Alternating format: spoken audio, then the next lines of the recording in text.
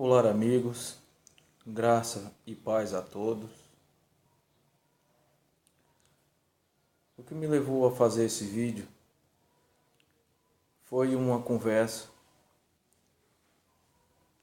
que li de duas pessoas nas redes sociais, em que a pessoa estava dizendo que Pedro foi o primeiro padre da igreja cristã, que em Pedro foi fundado o cristianismo.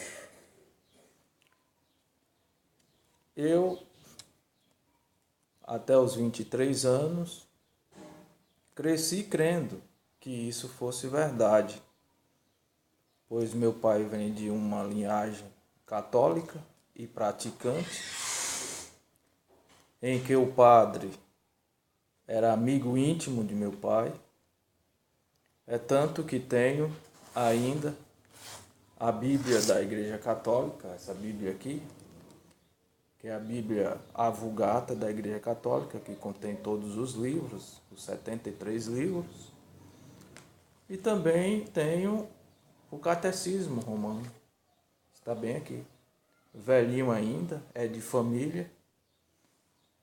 E fiz parte também de grupos religiosos da Igreja Católica, eu, minha mãe, como Legião de Maria. A gente toda quinta-feira ia rezar terço, né? Ali com o grupo. E eu tomei um apreço por ler as escrituras, sinceramente. Tinha como algo íntimo meu as escrituras, pela minha sinceridade. Tive contato com cristãos e a partir de contato com cristãos, cheguei a ter contato com um adventista. E o adventista falou da Bíblia diferente do que eu examinava, vamos dizer assim, lia e já tinha na mente aquilo que já fui doutrinado pelos meus pais e pelos líderes religiosos da igreja. Então, essa crença que Pedro foi o primeiro padre da igreja e que a igreja foi fundada em Pedro, foi me tirada quando eu passei a estudar as escrituras com um adventista do sétimo dia. E o adventista do sétimo dia me disse que isso estava errado, segundo a luz da Bíblia. João Ferreira de Almeida. Então, ele me explicando que no contexto, aqui está no contexto, o versículo de Mateus 16 é o 18, capítulo 16, verso 18, que diz assim: também eu te digo que tu és Pedro, e sobre esta pedra edificarei a minha igreja, e as portas do inferno não prevalecerão contra ela. Dar-te-ei as chaves do reino dos céus, o que ligares na terra terá sido ligado no céu, e o que desligares na terra terá sido desligado nos céus. Então, em cima desse texto aqui, eles creem que a igreja foi fundada em Pedro. Mas o contexto está dizendo aqui, perguntando quem diz o povo ser o Filho do Homem. Jesus estava perguntando a eles, quem diz o povo ser o Filho do Homem? Quem as pessoas dizem que eu sou? E no capítulo 18 ele diz, esta pedra, dizendo a ele mesmo, do qual Pedro disse, tu és o Cristo de Deus. E Jesus diz, não foi carne nem sangue que te disse, mas meu Pai que está no céu. Então ele diz: eu digo, tu és Pedro, e sobre esta pedra edificarei a minha igreja. Então as Escrituras explicam o que foi que Paulo falou a respeito dessa pedra. Quem era essa pedra? A gente vamos lá para 1 Coríntios 3, verso 11. 1 Coríntios 3, verso 11 diz assim: porque ninguém pode lançar outro fundamento, além do que foi posto, o qual é Jesus Cristo. Jesus Cristo é o fundamento da igreja. A igreja a construção da igreja, ela foi fundada em Pedro. Não tem outro, em Pedro não, em Cristo. Não tem outro fundamento que Paulo diz aqui, a não ser Cristo Jesus, é o qual.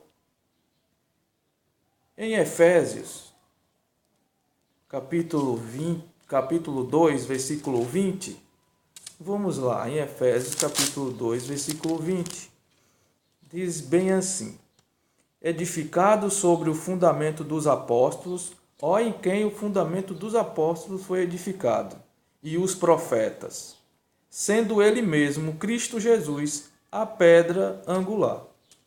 Então aqui as Escrituras já nos diz o fundamento Jesus e a pedra angular Jesus Cristo. Então a igreja cristã, ela começou em Jesus Cristo, não em Pedro. As Escrituras não diz que foi Pedro.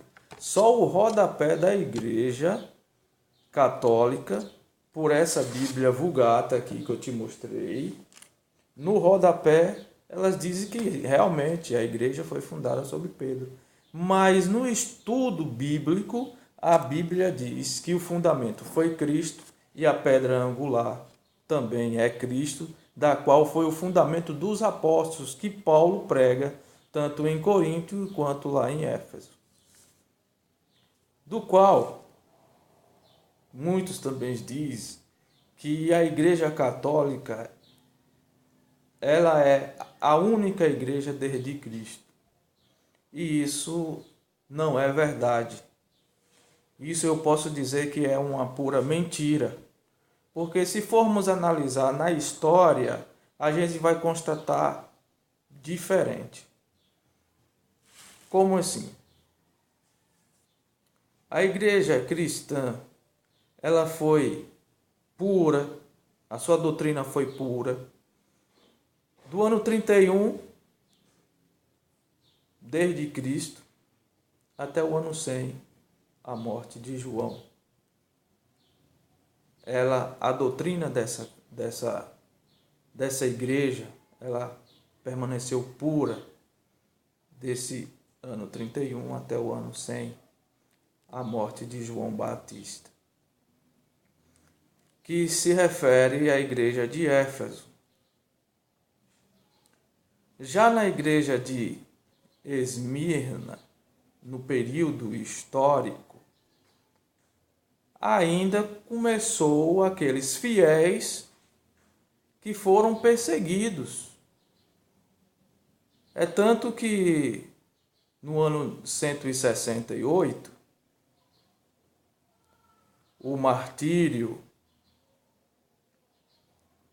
por, como é que é o nome do rapaz? Policarpo. O Policarpo, que foi consagrado bispo na igreja pelo próprio João, sofreu martírio em 168. Milhares de cristãos foram prisionados e mortos. Aí entra agora a perseguição, ainda continua. Conforme Apocalipse 2, verso 10, um período de 10 anos ia acontecer, uma forte perseguição, que começa em 303 e termina em 313, quando fortes perseguições foram movidas contra os cristãos pelo imperador romano Diocleciano, até 313, quando Constantino, agora imperador, assina o Edito de Tolerância de Milão, quando liberdade de culto aos cristãos e restituindo os bens antes confiscados. Então, a igreja pura, ela foi perseguida até 313. Houve uma intensa perseguição durante 10 anos, de 303 a 313, e quando o imperador Constantino assina um edito de tolerância para a liberdade de culto para os cristãos. Então, a igreja cristã não tem nada a ver com romanismo e não tem nada a ver com judaísmo. A igreja cristã tem a ver com Cristo e a sua fiel doutrina.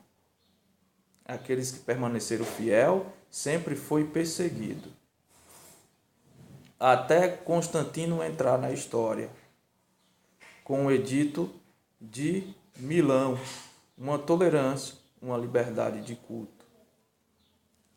E aí o que é que acontece?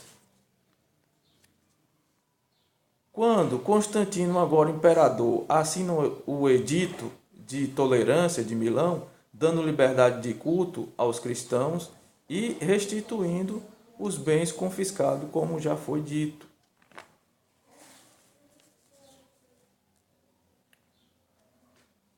O cristianismo entrou nas cortes e palácios reais, perdeu a simplicidade dos ensinos de Cristo e dos apóstolos, em troca da pompa e orgulho dos sacerdotes e governadores pagãos.